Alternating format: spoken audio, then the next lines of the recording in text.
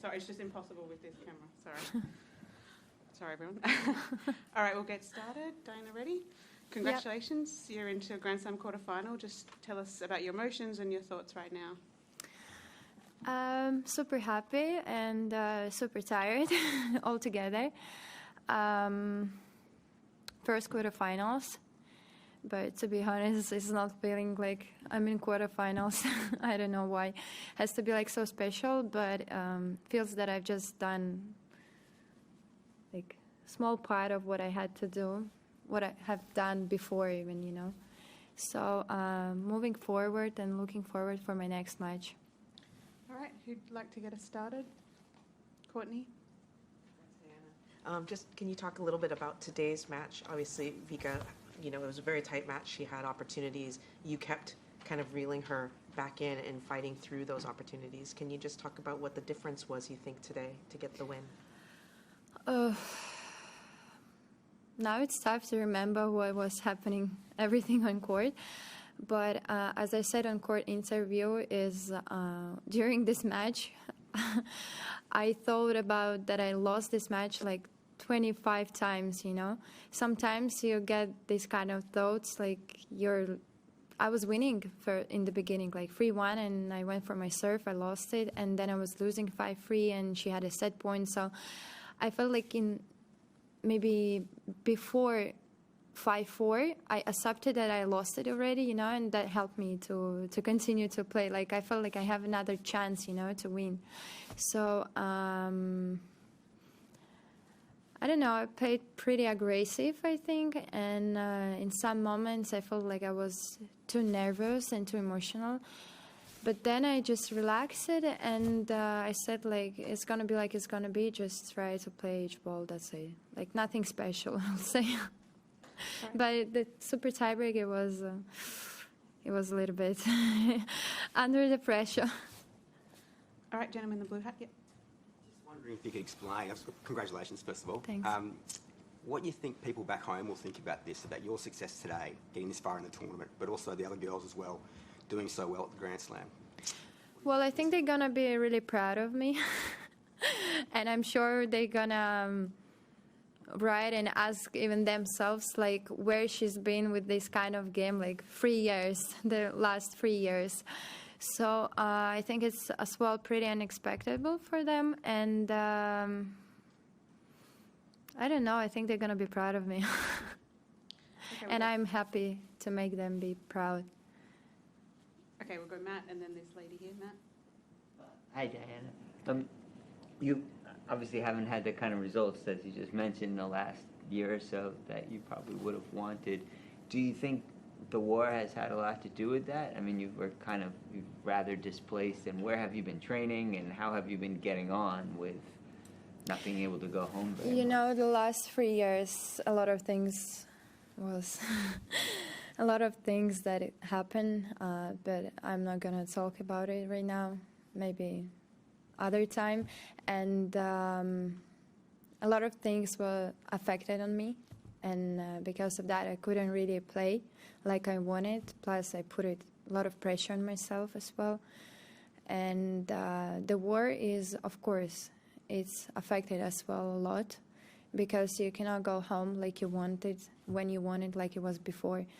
And you always read the news, you always see the videos, and as I said before, for example, when I was in Brisbane, the racket arrived at my grandmother's house. So, you know, it's tough emotionally to play, but the worst thing is that you feel like you are already accepting, you know, what is happening. And people are starting to forget about what is going on, and a lot of... I've been receiving a lot of even strange questions about the Ukraine, about the war, and about tennis and stuff. But I don't really want to talk about it right now. But just in general, it's tough to play. But after all 2 years, you get to manage already how to deal with all the emotions and with everything that is going on inside. You put pressure on yourself because I You know, put like it to be- pressure. Because you wanted to do Ukraine proud, or is it separate? I was putting a lot of pressure on myself in different ways.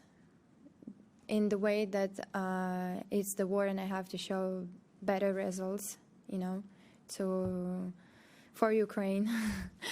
And I wasn't playing just for myself in the beginning. Then I was putting pressure on myself that before, like when I was younger, I was much better than I am right now.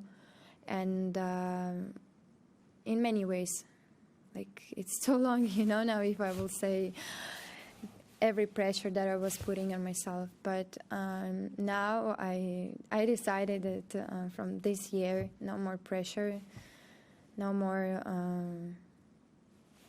like high expectations from myself. Just be the way you are, and we will see how it's going to go. Okay. Yes, just on that topic of pressure, is that heightened at all when you're playing against someone from Belarus? You mean like what? Like Does it add to, I suppose, the pressure that you're feeling when you go on court? playing against the Belarusian player?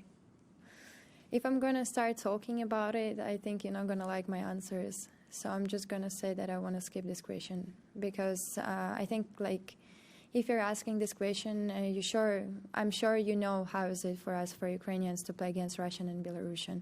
I'm sure you know, so I don't think it's a good way to ask about this question. Yep, Jill. Have you been in touch with Marta? You guys have both made the quarterfinals, which is, you know, amazing for Ukrainian tennis. It's the first time it's happened. Yeah, I'm proud of Marta as well, and I'm proud of us, of Ukrainians, and we're showing a good result. And she had tough matches. She also had to deal with playing with the Russians, so she showed a good job. And I think it's great that we are here and we are like showing a good results. Okay, this guy here, yep, and then behind, yeah. Yeah, you, yep. Yes, you, yep. Dayana, you played Serena Williams 5 years ago. You lost that game. You were devastated, which I guess showed your fighting spirit, your competitiveness, and you're only a teenager. So, can you just explain your growth and maturity since that moment, both on and off the court, since then? Yes, of course, I grew up. I became a bit more mature, and but I will say honestly, today when I entered the court, I felt a little bit this nostalgia, you know, from the last match that I had with Serena. So that was a good experience before, and this time I told myself that I have to win this match today. You know, I played a second time at Rod Laver, and I did feel a little bit uncomfortable in the beginning, but then I felt on court like at home, you know, a little bit. So that helps me a lot, and the support as well. Okay, we'll go this guy up here with the glasses, and then Urson and Courtney. Yep. Congratulations on making it so far.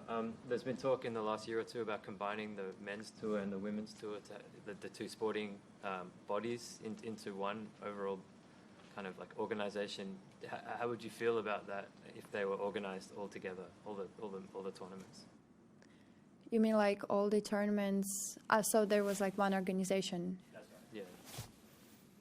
I don't know. I'm not the one who decide about it. Do you think it could work? I don't know. Like, you can say it will be good or not good only after you trying it, you know. So there wasn't experience like that, so I cannot say how it will be good or not good. Okay, Urson. What are your thoughts on Linda Noskov and the way she's played? She's only 19 and the campaign she's had so far at the AO. She's a good player, and I saw her a couple matches. And I think it's going to be a tough match, but interesting match. And I don't have much to say about her. I need to be more focused on myself because it's going to be everything depending on myself. But she's a great player, a good person. Okay, Courtney. After the first round, you said that talking about your new outlook this year, that you wanted to be like a river, just kind of go with the flow. Yes. So how different have you found yourself like approaching your tournament this time compared to maybe in the past, like trying to apply this river analogy to your perspective, is it that much different than how you used to treat Grand Slams or big tournaments?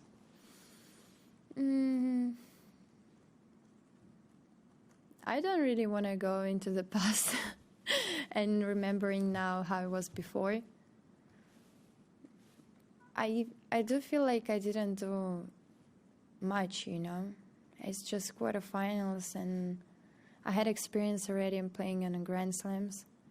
And because I couldn't play great and showing good results, it's just because something was inside me and I was talking about it, about the pressure and stuff. And nothing changed.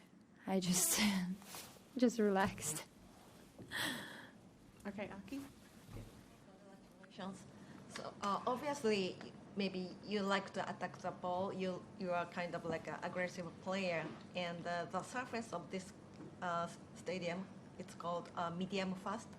So do you think this kind of surface, like a pretty fast court, suits your play style? I don't really feel the difference between the courts, you know, when it's too slow or when it's too fast. So I always try to play my game, no matter I play clay, hard, grass, or carpet, whatever, you know. I always try to follow my game, and sometimes, you know, you can go wrong direction, but I always try to remember myself that I have to be on court same like my personality, you know. Because if you go different way, then doesn't really work on court. Jill? I think you donated your Lyon Open prize money to the Ukraine war effort. Just wondering if you have plans for your AO prize money, and also you wanted to say something on court, but you forgot. Just wondering if you remembered. I don't remember what I wanted to say on court. I don't remember. Really, I when I went to the locker room, I was thinking like what I wanted to say, because I was already, you know, ready to say, and I forgot. Like sometimes it happens like this, and kill me, but I don't remember. And sometimes it happens. But I'm sure when I will be done with all the questions, I will go out, and for sure I will remember. Always happens like this. And about the prize money in Lyon, yes, I remember that. That was the first tournament when the war just started. But I'm still not. I don't even know how much I earn here. I didn't look, to be honest. But you know, I have my foundation, and we already helped a lot of people, and we did huge humanitarian help, and I've got already plenty of diplomas, you know, and I try to do my best as I can to help Ukraine, and for sure I'm gonna continue with that as much as I can. All right. Okay. Thank you very much, everyone. Thank you.